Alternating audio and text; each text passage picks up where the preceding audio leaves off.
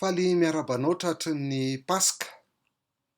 Ny fetin'ny Paska moa dia fantatsika tsara fa fety izay atrerovana ny tsanganan'i Jesosy Kristy tamin'ny maty.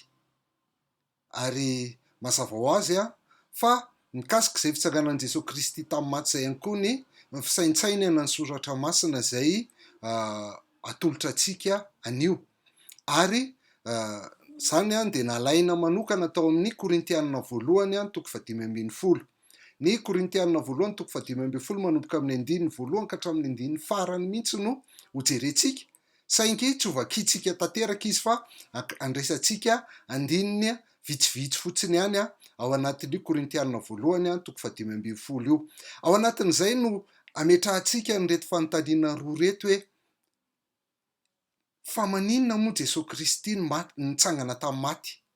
Zay. Fa naninona Jesosy Kristy nitsangana tamin'ny maty? Inona ny antony nitsanganany tamin'ny maty? Dia ny faharoa hoe: mampaninona antsika moa ny fitsanganan'i Jesosy Kristy tamin'ny maty?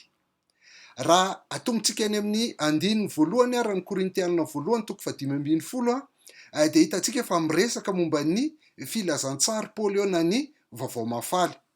Inona ny Filazantsara na ny vaovao mafaly izay noraisin'ny Paoly ka tiany Paoly ampitaina amintsika ihany koa, dia izao ny voalazany hoe: maty noho ny fahotantsika i Kristy araka ny soratra masina. Zay ny voalohany indrindra. Maty noho ny fahotantsika Kristy araka ny soratra masina. Tsy maty ny coronavirus izy, tsy maty ny fahaterana izy, tsy maty ny hoe satria resin'ny miaramila romanina izy, fa maty noho ny fahotako, maty noho ny fahotanao, maty noho ny fahotan'ny Petera, maty noho ny fahotan'ny Jodasy, maty noho ny fahotan'ny Diosy, maty noho ny fahotan'ny lohan'ny mpisorona sy ny mpanoradalàna, ary maty noho ny fahotan'ny miaramila romanina ihany koa. Raha izany tokony ho faty teo amin'ny hazofijaliana, dia Jesosy Kristy no maty nisolo anahy teo noho ny fahotako. Ary anaporofona an'izay hoe tena maty izay izy, dia nitsindriany Paoly tsara hoe dia nalevina. Fa avy eo natsangana tamin'ny andro fahatelo araka ny soratra masina. Dia nambaran'ny Paoly tenen'ny indroa eto zany fa ny baiboly manontolo, ny soratra masina iray manontolo dia miresaka an'izay filazantsara na izay vaovao mahafaly izay avokoa hoe maty noho ny fahotako Kristy, fa tsy resin'ny fahafatesana izy fa nandresin'ny fahafatesana ary nitsangana tamin'ny maty rehefa avy eo. Ny tohany moa dia milaza vavolombelona marobe i Paoly zany izay nahita ny Jesosy Kristy nitsangana tamin'ny maty. Isan'izany voalohany i Petera izay andry ny fiangonana tamin'izany fotoana izany, ny apôstôly 12 dia misy olona ihany koa izay mahery ny 500 ozy izy, raha ny abetsany zany dia ao anatiny mihitsy 500 ary mbola velona reo azo manontaniana tamin'ny fotoana nandroatan'ny Paoly an'izao taratasy izao. Dia rehefa avy eo koa izy niseho tamin'ny Jakoba izay rahalahin'i Jesosy Kristy izay tsy nino azy fony izy mbola velona zany. Ary ny farany ozy izy Paoly dia izy ihany koa dia anisan'ny vavolombelona ny fitsanganan'i Jesosy Kristy tamin'ny maty. Fa maninona ary? Inona ary ny antony nitsanganan'i Jesosy Kristy tamin'ny maty? Dia ny 2:12 dia miteny hoe: ary raha Kristy nitoriana fa natsangana tamin'ny maty, ahoana no ilazan'ny sasany eo aminareo fa tsy misy ny fitsanganana amin'ny maty? Fa raha tsy misy fitsanganan'ny maty, na dia Kristy aza tsy natsangana. Ary raha tsy natsangana Kristy, dia foana ny toriteninay ary foana koa ny finoanareo. Zay zany nambaran'ny Paoly zany hoe misy antony telo zany nananganana ny Kristy tamin'ny maty. Ny antony iray voalohany dia zao hoe satria natsangana tamin'ny maty Kristy dia maneho zany fa marina izy. Marina izy, tsy nanoty izy, nahatanteraka ny lalàna rehetra izy, noho izany tsy mendrika ny ho faty izy. Dia zay no nahatonga azy natsangana tamin'ny maty. Fa ny antony nahafatesany tsy noho ny fahotany fa noho ny fahotako na sy noho ny fahotanao. Zay no nananganana ny Kristy tamin'ny maty. Marina tanteraka io Jesosy Kristy io. Ny antony nananganana azy faharoa ihany koa dia zao hoe anehoana hoe marina ny finoantsika. Hoe marina lay Andriamanitra zay niteny tao amin'ny soratra masina ray manontolo fa lay zanany de omeno fa teo amin'ny hazo fijaliana ary hitsangana amin'ny andro fahatelo. Maneho fa le Andriamanitra izay inotsika ihany koa zany le Jesosy Kristy de Andriamanitra velona, Andriamanitra naharesy ny fahafatesana fa tsy sanatria razam-bazaha akory, fa Andriamanitra velona de tsy miniminy foana zany sika, fa miorina tsara araka ny soratra masina sy araka ny tantara ny finoantsika de lay Jesosy Kristy nitsangana tamin'ny maty. Fa ny fahatelo ihany koa lazainy eto hoe raha Kristy nitoriana fa nitsangana tamin'ny maty, ahoana no ilazan'ny sasany eo aminareo fa tsy misy fitsanganan'ny maty? Ny dikan'izany de zao hoe mbola hitsangana amin'ny maty koa isika tahaka ny Kristy nitsangana tamin'ny maty. I Kristy zany no santatra de itsika lay manetsa be ihany koa amin'ny fotoana zay hiverenany Jesosy Kristy. Araka zany ny 1:20 de miteny an'izao hoe raha am'izao fiainana zao ihany no anantenantsika ny Kristy de mahantra indrindra noho ny olona rehetra isika. Zava-dehibe io a! Raha am'izao fiainana zao ihany no anantenantsika ny Kristy de mahantra indrindra noho ny olona rehetra tsika. Fa maninona kay no mahantra indrindra noho ny olona rehetra tsika? Kanefa betsaka am'izao fotoana zao no mitory an'izany hoe raha mino an' Jesosy ianao de tsy voan'ny coronavirus, raha mino an' Jesosy ianao de hivaha daholo ny olonanao rehetrarehetra, raha mino an' Jesosy ianao de tsy ahantra intsony fa hanan-karena. Eto izy de miteny hoe raha am'izao fiainana zao ihany ny anantenanao ny Kristy, zany hoe ny anantenanao ny Kristy de nahatonga anao voan'ny coronavirus ihany de mahantra, tsy ho voan'ny coronavirus ihany de mahantra indrindra noho ny olona rehetra ianao, satria voalohany aloha misy olona tsy mino an' Jesosy Kristy tsy mandany andro mivavaka sy fahadianina kanefa tsy voan'ny coronavirus. Ary misy olona kristianina mino an' Jesosy Kristy mety voan'ny coronavirus, mety marary, mety sitrana, fa mety maty ihany koa. Tanao? Raha am'izao fiainana zao ihany hoe androany ianao de ino an' Jesosy Kristy satria am'izay hivaha daholo ny olonanao rehetra, de laza aminao fa misy olona anie de milamina fiainana ara-panan-karem-be eto ambonin'ny tany izy nefa tsy mino an' Jesosy Kristy ary tsy mivavaka izany. Fa ny olana faharoa ihany koa raha izany ihany no anantenanao ny Kristy de zao mandalo zany.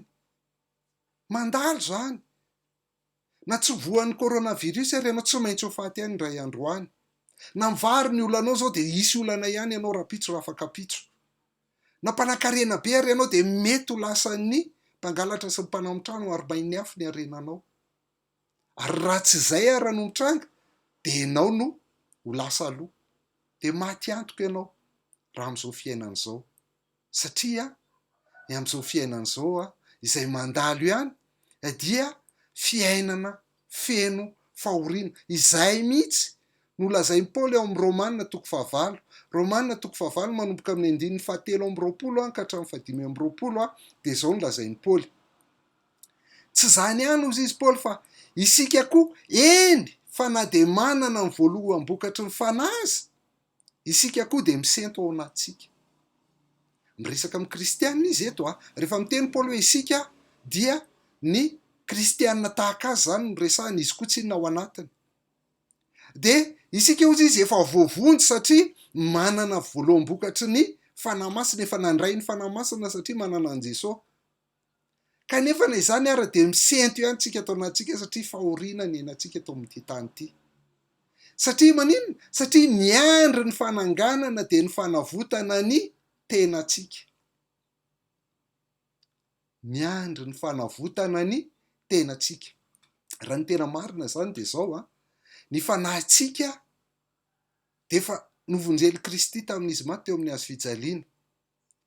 Ary mifanaraka amin'izay de voavela ny helokontsika tamin'ny Jesosy Kristy maty teo amin'ny hazo fijaliana. Efa zanak'Andriamanitra tsika, tsy misy fanamelohana ho antsika intsony. Saingy zao ity tenatsika ity de mbola mety nona, mety marary, mety manaitaina, mety mitomany, mety alaim-panahy, eny mety hanota mihitsy aza, mety ho faty ity tenatsika ity. tsy mbola tanteraka ny famonjenantsika, mbola miandra ny fanavotana ny tenantsika. Raha toy izy atsika ny Romanina 5 teo dia zao no lazainy hoe fa ny fanantenana ny namonjenantsika. Nefa ny fanantenana hita maso dia tsy mba fanantenana intsony. Zay hita va dia mbola azo antenaina ihany, fa raha manantena izay tsy mbola hitantsika sika dia miandry amin'ny faharetana. Tanara? Mbola manantentsika izany, efa voavontsika saingy mbola tsy voavontsy. Déjà et pas encore ozy ny fiteny teknika izay. Efa voavontsika ny fanahintsika, fa ny tenantsika dia mbola miandry le fanavotana izay hitranga amin'ny fitsanganan'ny maty, ary fitsanganan'ny maty dia hitranga rehefa iverina eny amin'ny rahona lanitra i Jesosy Kristy. Izay le antenaitsika, le iverenan'i Jesosy Kristy amin'ny maty. Ny antenaitsika dia le isika mbola hitsangana amin'ny maty. Fa raha amin'izao fiainana zao ihany nanantenantsika ny Kristy dia mahantra indrindra noho ny olona rehetra isika, satria rehefa mitsangana amin'ny maty isika dia ohatr'izao ny zavatra hitranga. Toy izany koa amin'ny ny fitsangana amin'ny maty ozy izy. Afafy amin'ny fahalovana izy, atsangana amin'ny tsy fahalovana. Afafy amin'ny fahafahamboninahitra izy, atsangana amin'ny voninahitra. Afafy amin'ny fahalemena izy, atsangana amin'ny hery. Afafy amin'ny tena araka ny fomba mananaina izy, fa atsangana amin'ny tena araka ny fomba-panahy. Zay zany lazainy. Tsy lo intsony tsika rehefa mitsangana amin'ny maty. Be voninahitra tsika rehefa mitsangana amin'ny maty. Manana hery tsika rehefa mitsangana amin'ny maty, ary atsangana araka ny tena, araka ny fomba-panahy tsika rehefa mitsangana amin'ny maty. Fa zao tsika mbola ao anaty fahalovana, ao anaty fahafahamboninahitra, ao anaty fahalemena, ary ao anatin'ny araka ny tena, araka ny fomba ny mananaina. Dia zay no mahatonga antsika mijaly toy izao. Fa rehefa miverina Jesosy Kristy mitsangana amin'ny maty tsika dia tsisy ranomasy intsony, tsisy tomany intsony, tsisy alahelo intsony, tsisy fanaitainana intsony, tsisy aretina intsony, tsisy fahoriana intsony. Zany no miaraka amin'ny Jesosy Kristy. Raha izany ary lay fitsanganany tena maty, lay fanantenana izay andrasana antsika, dia mampaninona antsika moa izany? Dia zao no lazain'i Paoly amaranan'ny Korintiana 1:5 fa isaorana ny Andriamanitra izay nanome antsika ny fandresena amin'ny alalan'i Jesosy Kristy. Afaka mandresy tsika na ao anatin'ny fahalemen'ny tena aza isika, satria mbola tsy tanteraka le fanavotana ny tena ankehitriny, dia afaka mandresy sady tsika miaraka amin'ny Jesosy Kristy, amin'ny alalan'i Jesosy Kristy tompontsika.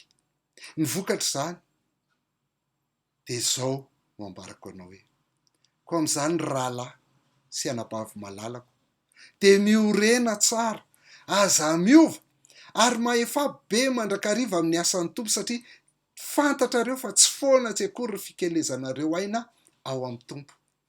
Satria tsika mbola hitsangana amin'ny maty, satria tsika mbola hiaona hifanatri-tava amin'ilay tompontsika indray andro any, satria tsika mbola hitafy hery, hitafy voninahitra, hitafy tsy fahalovana indray andro any, dia ndao hoe iorina tsara, tsy hiova haritra amin'ny finoanan' Jesosy Kristy ary ahefa be mandrakariva amin'ny asan'ny Tompo, na ao anaty confinement na tsy ao anaty confinement, na mihiboka na mivoaka mandeha miasa, dia ahefa be mandrakariva amin'ny asan'ny Tompo satria tsy foana tsy akory ifikelezantsika hainao amin'ny Tompo, fa tsy amin'izao fiainana izao ihany nanantenantsika azy, fa mbola hisy ny fitsanganana amin'ny maty.